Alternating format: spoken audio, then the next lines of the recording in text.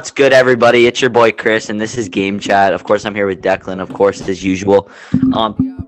Today's video is going to be end of the season awards for me and Declan, the NBA, of course. So yeah, we made up like two awards just to add to it, make it more interesting, spice things up. So those awards are going to be best sophomore or biggest sophomore improvement, which is going to mean a player who didn't show overly much in their rookie year. Maybe was like really bad, didn't live up to potential, and then just played amazing this year. And then we're also going to be doing duo of the year. So not how good a duo is, because that would obviously just be Kevin Durant and James Harden off of scale, or like LeBron and AD.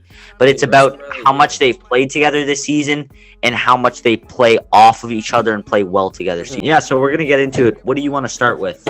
Let's go to MVP first. I've got Nikola Jokic, who's putting up 26.5, almost 11 rebounds and 8.5 assists on 56, 40, 86. I can't emphasize those shooting splits enough. This man is a center. This man is a white milk bag.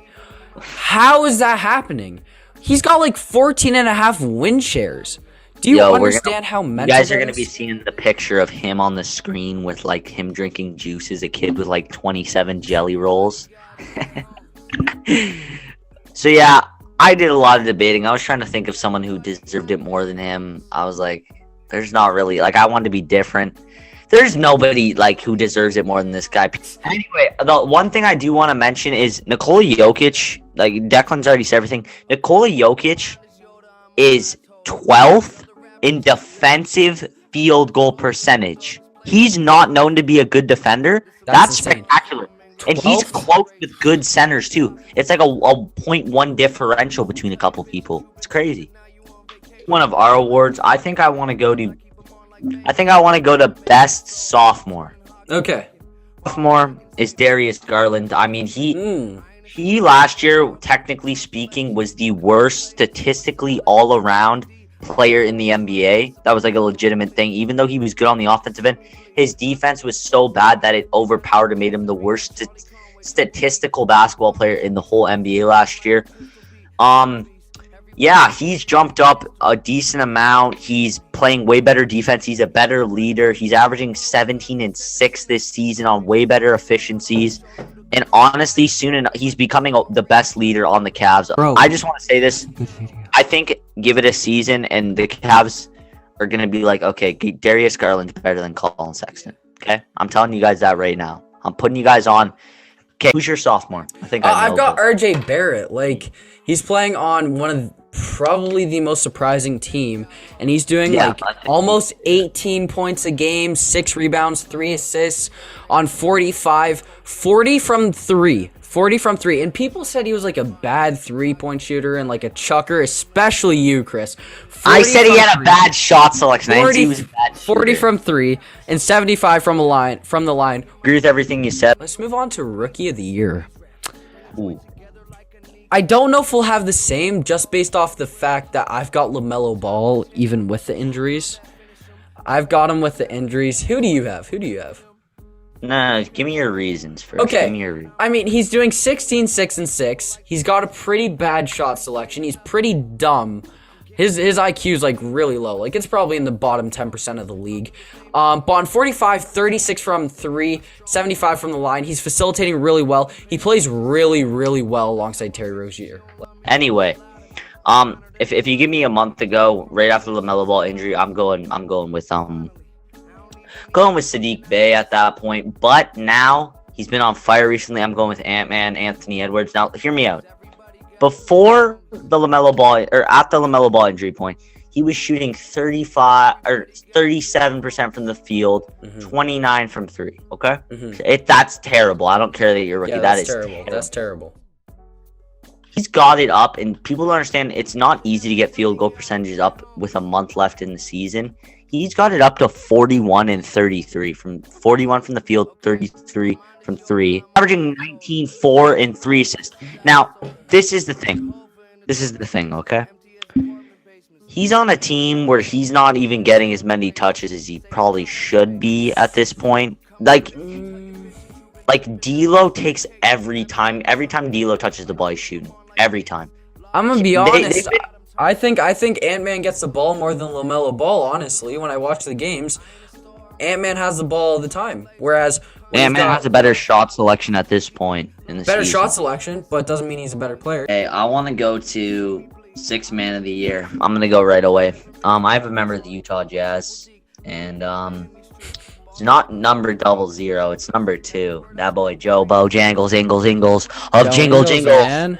Joe Ingles. He's averaging 12, 4, and 5 on 27 minutes.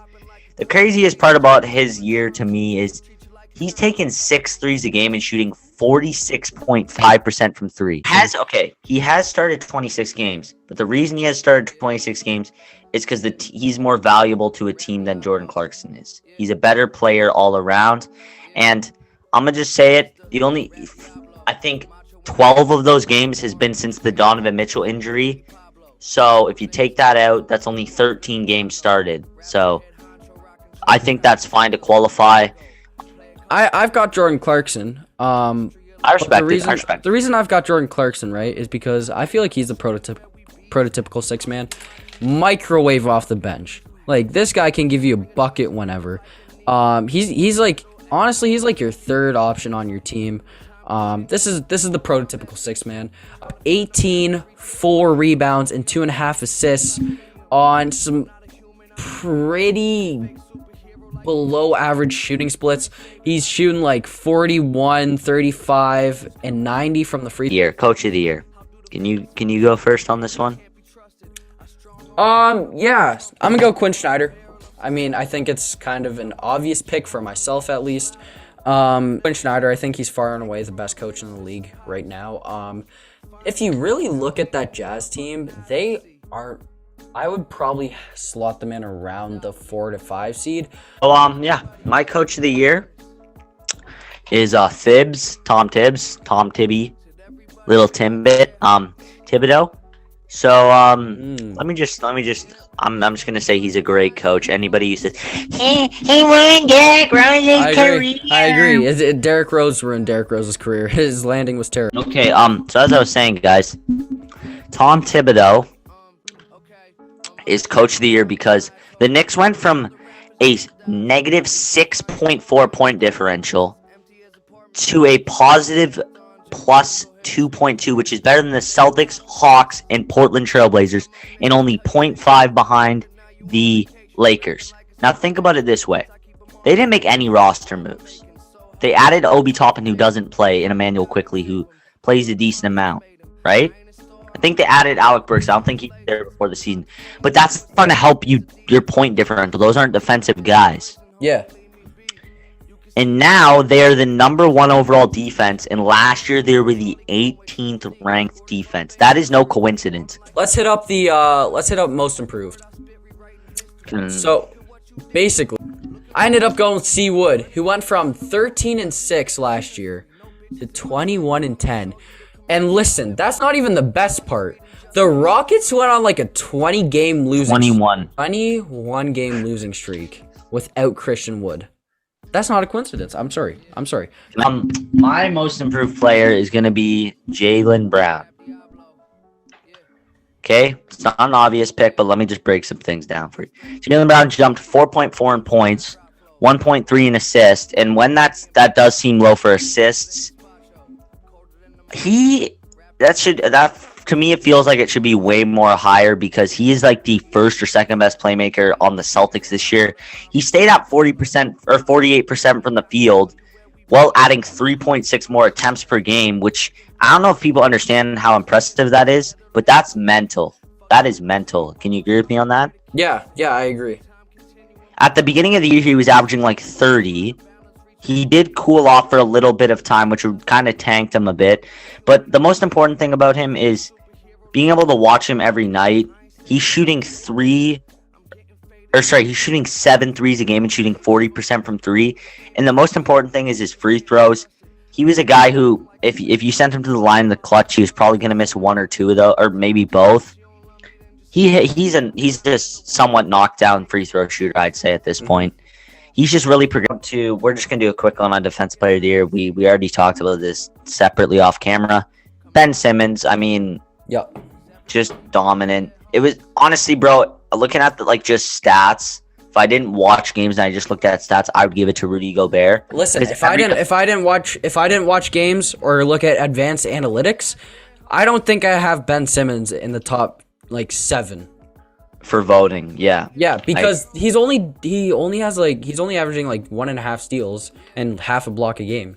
But what people don't see is that people are only shooting 37% on him from past 15 feet, which is free throw line. Yeah. So anything. Yeah. That's insane to me. He guards 1 through 5, which Rudy has got better at this year. Extremely better. Rudy's extremely good at that this year.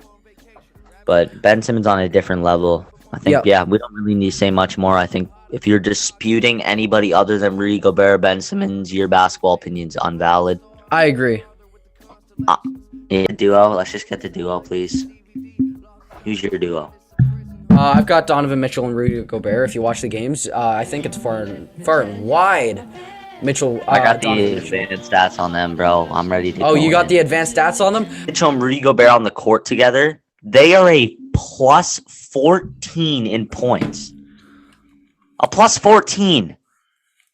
And Rudy ain't a scorer like this. Maybe some of it's just coming from Donnie, but Rudy, they just play. They're the yin and the yang, or however you say that. Yin and listen, remember people thought they would be traded because of the whole. That's what I was just about to say. They didn't get along. They had to repair their relationship, and now are the 1 seed and the best record in the NBA. Yeah, that's insane to me, man. That's insane to me. Mind blowing. Oh yeah, Terry, 2 beauties. Oh, Terry, you're kidding me.